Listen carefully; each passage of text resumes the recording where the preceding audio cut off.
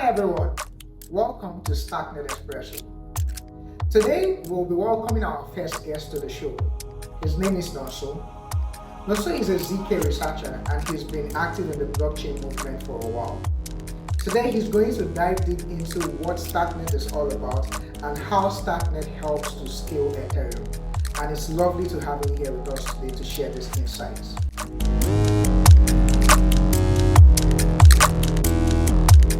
Thank you so much, Nonso, for joining us today. It's really a good pleasure to have you with us.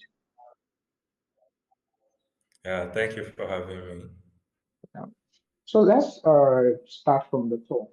And it's so necessary that you joined us today because I believe your work on ZK research puts you in a better place to answer some of the questions with regards to Starknet. And this is why it's so good that you're here. One of the questions that I have that I think our viewers would want to, get into very well, especially for those who are just joining the space for the first time, is what is Starknet and how does it scale Ethereum? Okay, so we are aware of the challenges of Ethereum, right? So Ethereum is secure and decentralized, but Ethereum is not scalable. So because of that bottleneck, um, that's why we have layer twos. So we have basically two types of layer twos. We have the optimistic L2s and the ZK L2s. So the optimistic L2s scale Ethereum by processing transactions on the L2 and then sending a summary of those transactions to the L1. It's optimistic in a sense that it does not verify that those transactions are performed correctly before sending it to the L1.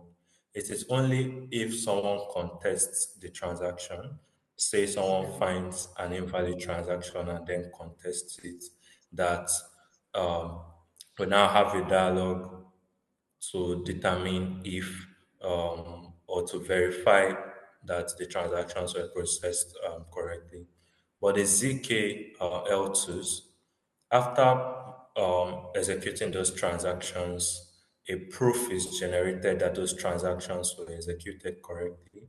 And then that proof is sent to a verifier contract on Ethereum, which accepts if the proof is valid. So on the ZK side of things, that proof has to be valid before the transactions of the L2 are accepted. And that's where Starknet comes in.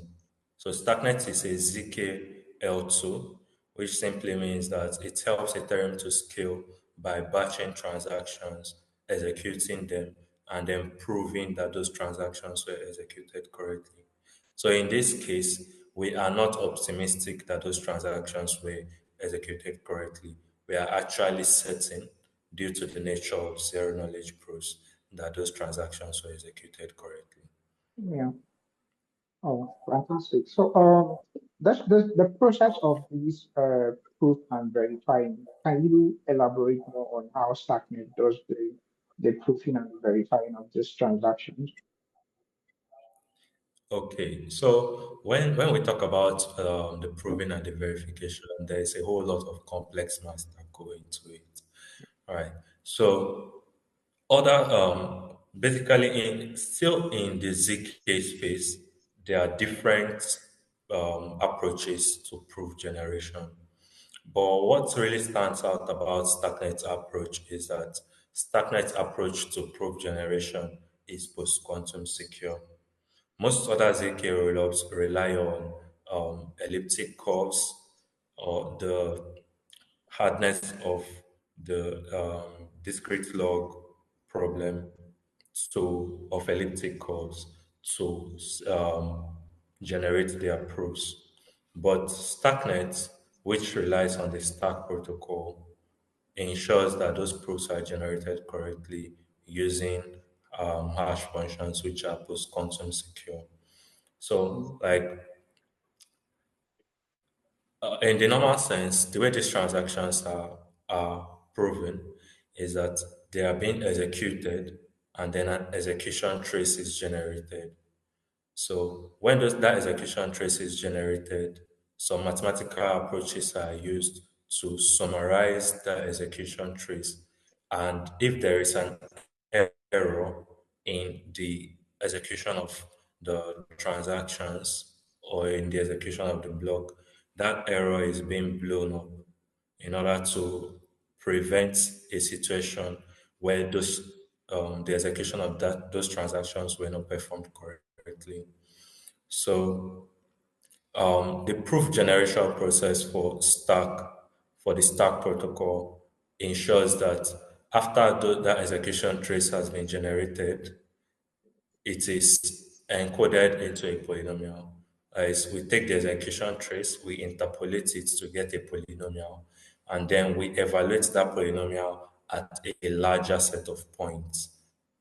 Evaluating that polynomial at a larger set of points will help to amplify any error that was in the original execution of the, the, the program. So Starknet basically uses FFTs and IFFTs to interpolate and evaluate these polynomials.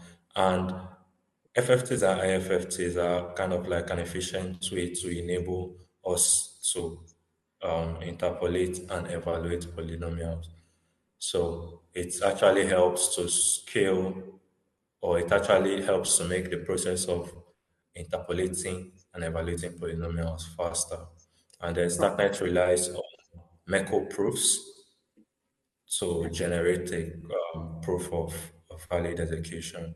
There's a whole lot of complex math that goes into it, but this is kind of like a summary of the Okay, process. wonderful. This is a fantastic overview of how things work.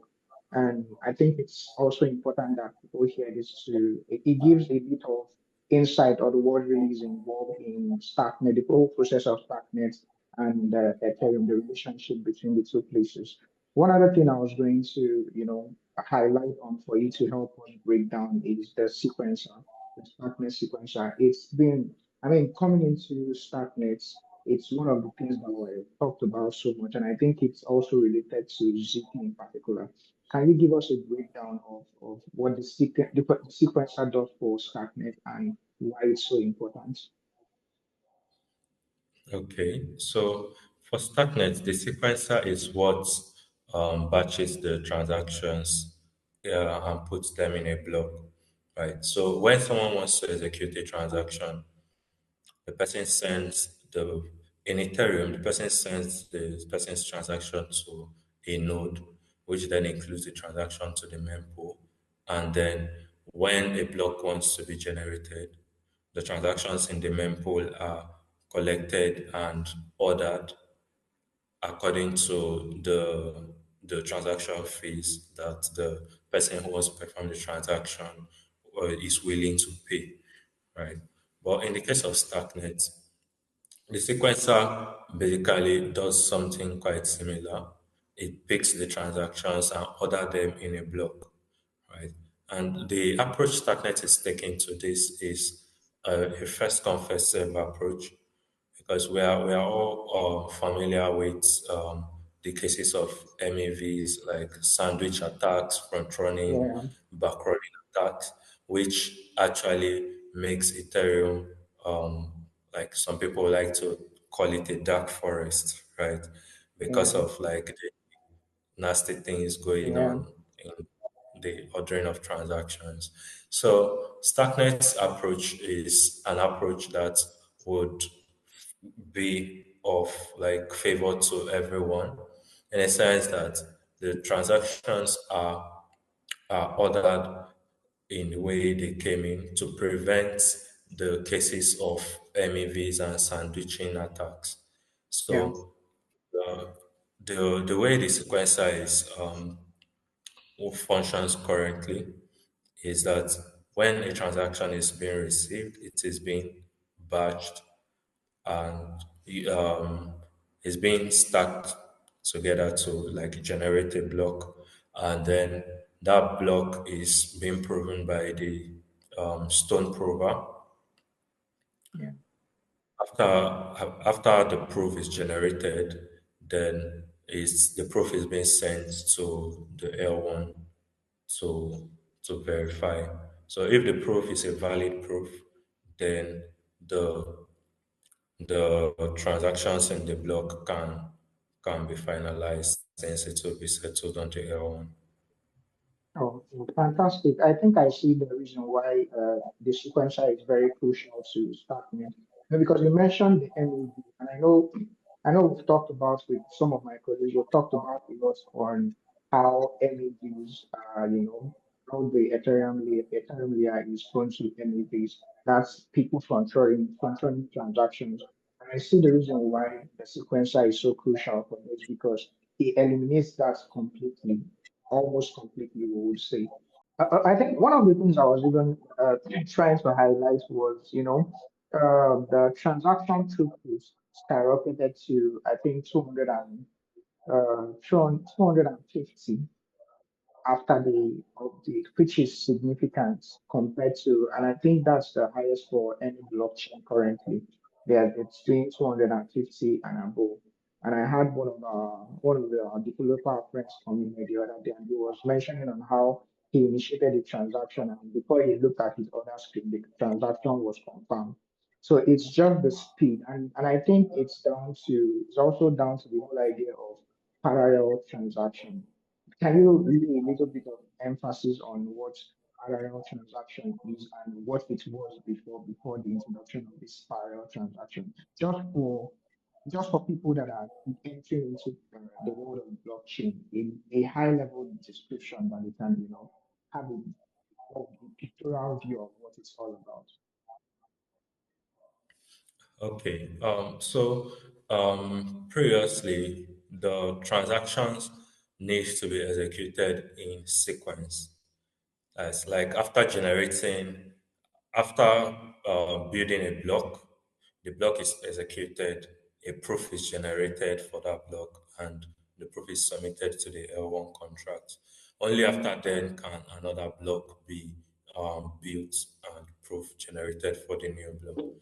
Yeah. But Starknet, in the recent updates, also allow for parallel transactions. So the approach the Starkware team took to this is a very innovative approach in a sense that transactions can now be processed in parallel. So multiple blocks can be built and proof can be generated for those multiple blocks. And after those proofs are generated, everything can be fitted into a Merkle tree, and then the roots of that Merkle tree can be submitted on chain. Right. Oh, So this actually helps to reduce the costs that would be required to submit multiple proofs to the L1. Because in this case, basically, for any transaction an L2 does to the L1, there's a cost incurred, right? yeah, But in yeah, this case, because of this approach the Starkware team used, they are able to reduce the cost of sending multiple proofs to the L1 blockchain.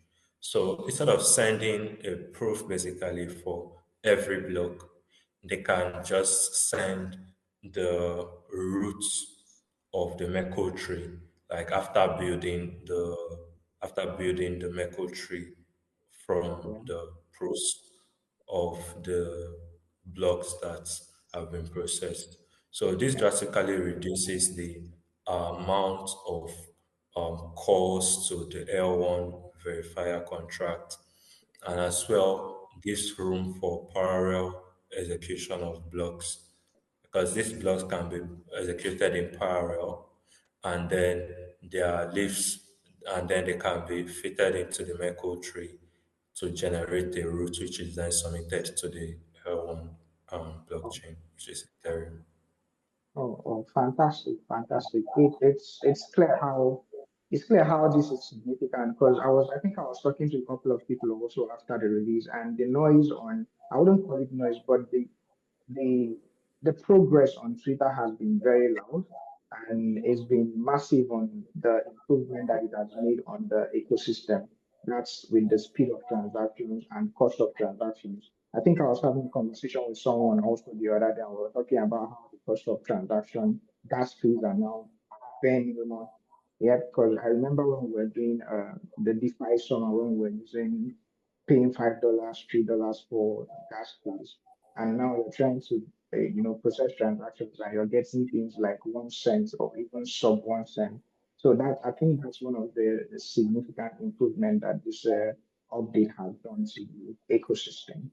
Um, but yeah, moving forward, one of the things I also think, because I get confused a bit when we talk about L2s and then I'm still trying to wrap my head around it and we talk about L3s too. Can you throw a light on what L3s are? Because really, to be honest, it confuses me a lot sometimes because I'm still trying to get the whole idea of what L2 and intricacies of L2 and then L3 is there too. Okay, so just as L2 scale Ethereum, so we also have like L3s. So L3s in their own way also scale Ethereum by leveraging L2s, right? So L2s basically like pick this pick these transactions and then um, execute these transactions and send a proof that these transactions are executed correctly to the L1. So Yeah, L3s, which build on L2s, are also kind of like um, blockchains that help to scale the L2s. So by scaling the L2s, they also scale the L3s because the transaction throughput. By scaling the L2, they also scale the L1 because the transaction throughput of the L1 would also increase. yeah, So we have um, there are some L3 is already building on Starknet, like the Kakarot um, ZK EVM is building on Starknet. And like the beautiful thing about these L3s is that Stack and especially those building on Starknet is that the Stackware team are working tirelessly, like trying to make it easy for people to actually build these L3s or to spin up their L3s with as little friction as possible. yeah, So, in the nearest future, we should see more L3s on Starknet, especially like app-specific L3s. So, app-specific L3s are more like dApps, but yeah, they are L3s that are like dApps that perform specific functions. So let's say something like Anvu, which is yeah. like a swap on Starknet. So hopefully in the nearest future, it's possible that we can see an Anvu L3, right? Which is like Yeah. dedicated to performing swaps on Oh, Starknet. okay. It's an Oh, okay. L3 but dedicated to performing swaps, or maybe something like Nostra, which is a decentralized finance protocol on Starknet. We can also see in the nearest future, we can see an L3, a Nostra L3, which Oh, like okay. performs this transactions. We also have like Kakarot, which is an implementation of the Ethereum virtual machine in Cairo. And since Cairo is a provable language, we basically get the provability of the execution of the Ethereum virtual machine um, built in, right? Just by implementing the Ethereum virtual machine in Cairo. So there's a whole lot of things that like the that that there's a whole lot of advantages and opportunities that can be leveraged from L3s, and I think we are just scratching the surface. So with that, a whole lot of development will definitely be turning up in that space. Yeah, I think for personally, I think it's fascinating to think about how L3s can further, broaden the capabilities of StarkNet. It's really amazing to hear the things that you said and how they will possibly impact, efficiency on StarkNet. And that leads me to one of the most interesting topics also in the StarkNet ecosystem, because there's been so much talk about, scaling Bitcoin too. um, I'm sure I'm battling to see how that is going to be possible. Do you have any take on that, and how do you see that panning out? Okay.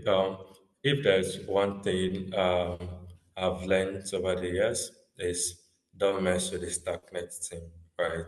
Because like basically those guys they are giga chads, right? And when they say something, they move out to execute. So they've been working on scaling Bitcoin with stack proofs, and so far, like it has been the progress has been very going very much well, and like this is actually made possible because of OPCAT, which is an opcode for the Bitcoin scripting language. So basically, they are leveraging OPCAT to be able to verify proofs on Bitcoin. And this is going to help scale Bitcoin because, like, we're going to see a lot of useful products being built from this, right? So Yeah. because of this development, we are going to probably see a boom of L2s on Bitcoin because when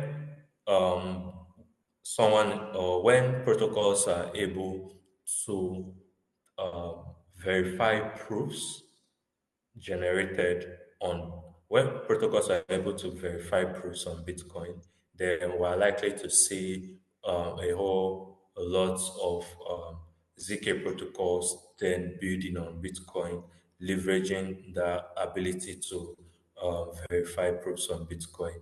And by doing that, they will be scaling Bitcoin by leveraging Bitcoin security and decentralization while helping Bitcoin to scale by increasing the transaction throughput of Bitcoin.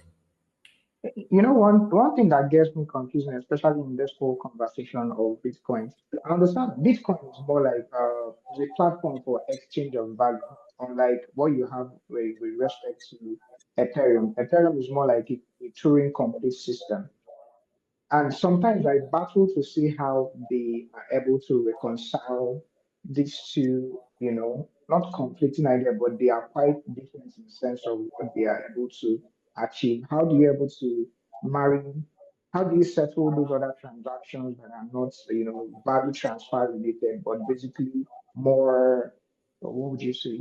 Things that are more complicated, complex transactions or complex activities on the blockchain. How are we able to marry it when it comes to, settling on Bitcoin? How do you think that is going to work? Okay, that is actually made possible by the OP cut of code. So on Bitcoin, this opcode was it has been in the code in the Bitcoin code base, but then it was disabled by Satoshi a long time ago. But then the need for this opcode is coming back to the light because of the functionalities or the capabilities it enables. So if or when OpenCat is enabled, it will actually enable like more complex contracts or more complex contracts to be executed on Bitcoin because Oh, it will give room to increasing the it basically gives room to the um dynamic input type. yeah. So basically, just creating room for the execution of more complex programs on Bitcoin. So I think everything boils down to the OP catalogue code and what it can achieve. Okay. Thank you very much. So I think it makes a lot more sense now how you described it. And again, I would say thank you for being here today because a lot of things that I have in my head that have been quite confusing. It's been made clear from most of your discussions today. Um, that to not to end the conversation, but the last question that I would ask is I've been looking into this tool as STW and Circle Stars. And this was before we got into just prior to this conversation because I had to like do a little bit of research and I saw Store as one of the things that they are looking at to enable most of these transactions. On a high level, just for somebody that is a novice for me, what's Store and what's Circle Star and what does it do?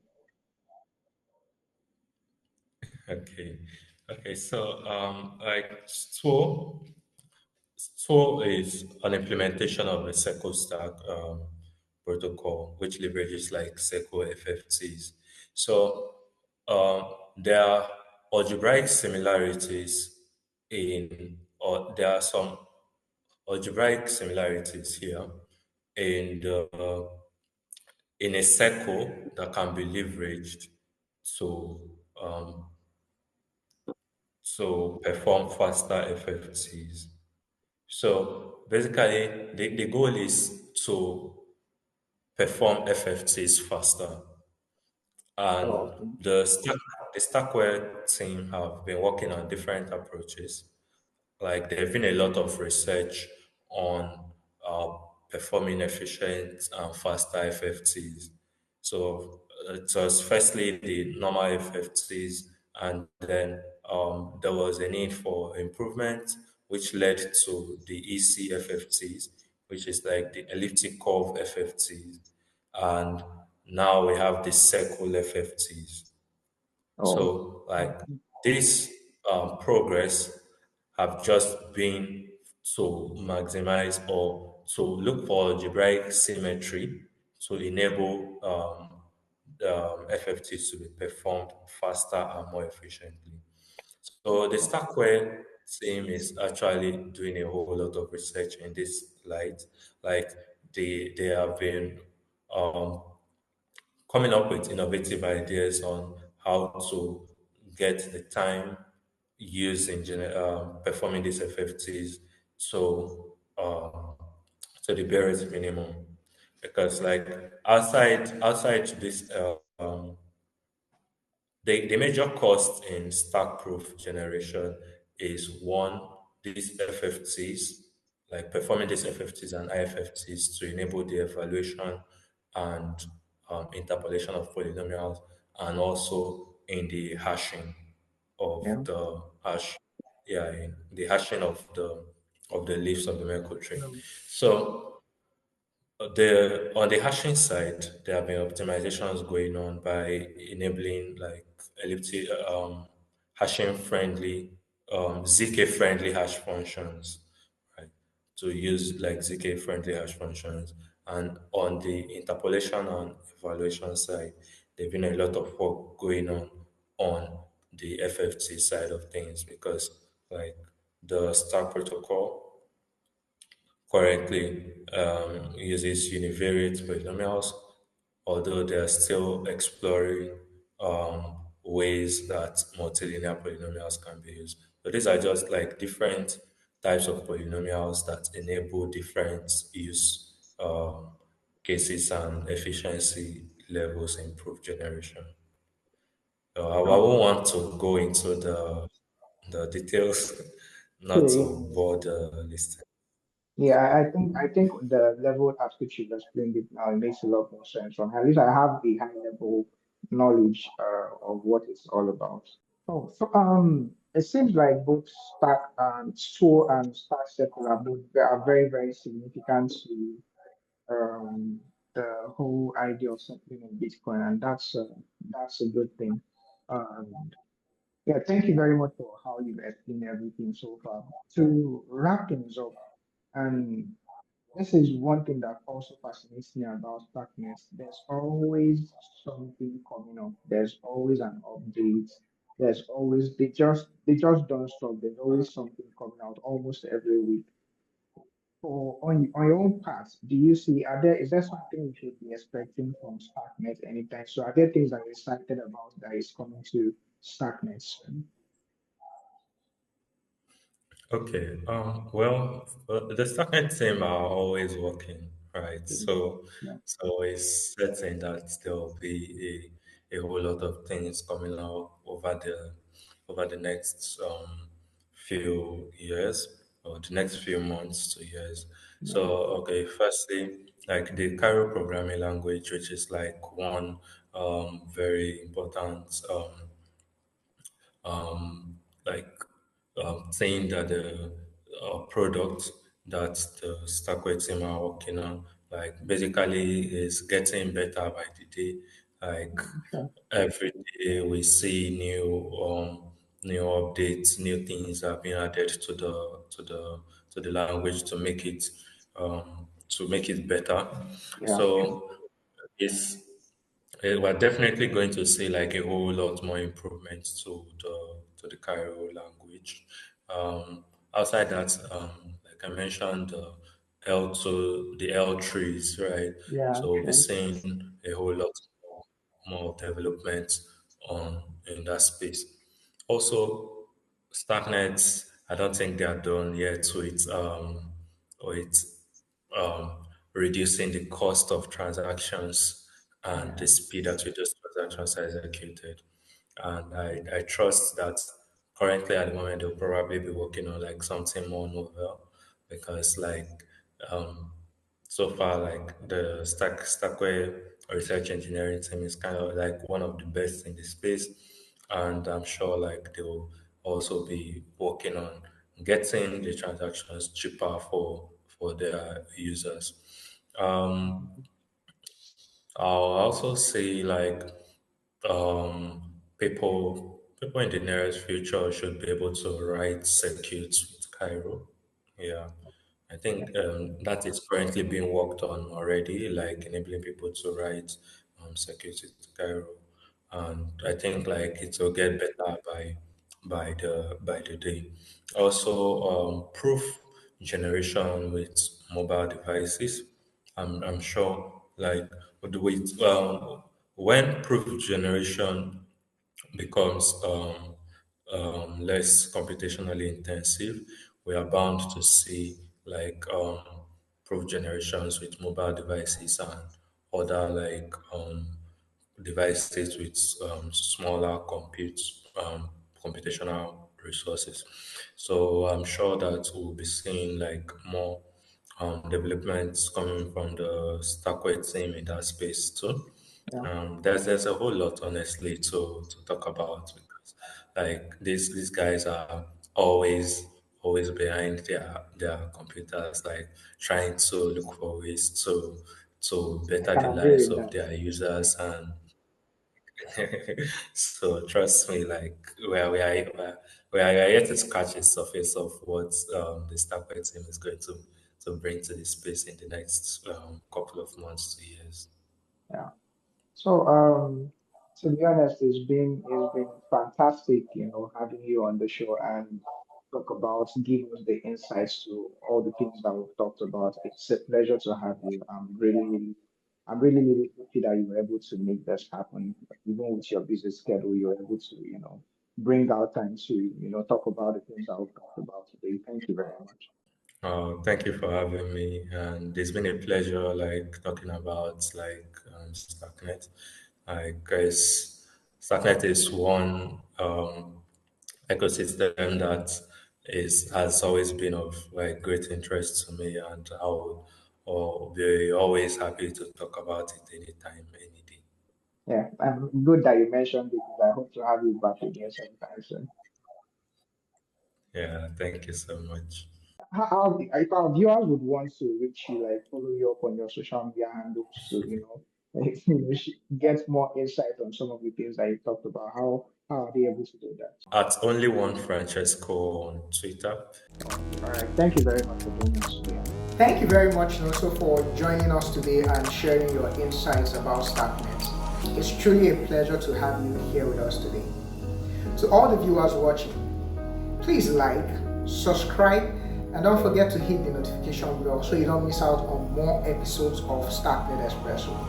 We have more expert insights, we have more discussions, and we have more experts coming to talk about Starknet here on this channel. So stay tuned, keep building, keep learning, and keep innovating. Thanks for watching.